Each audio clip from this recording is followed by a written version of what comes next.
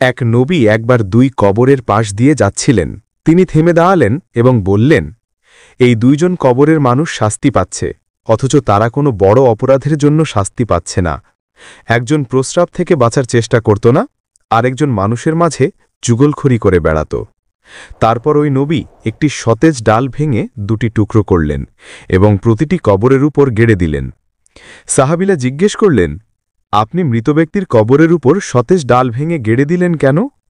তিনি বললেন, আশা করা যায় যতক্ষণ না এই ডাল শুকিয়ে যায় ততক্ষণ তাদের শাস্তি হালকা করা হবে।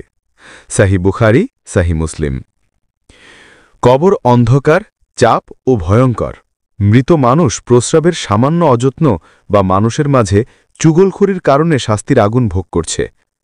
বাইরে থেকে কেউ বুঝতে পারছে না, কিন্তু আল্লাহর একজন নবী আল্লাহর ওহীর মাধ্যমে তা জানতে পারলেন। হে মাওলা, তোমার এই মহত বান্দা যিনি এই সম্পূর্ণ ভিডিও দেখল তার মন নরম করে দাও, যেন ভিডিওতে লাইক, কমেন্ট ও চ্যানেলটি সাবস্ক্রাইব করে দেয় এবং তার সকল গুনাহ মাফ করে দাও।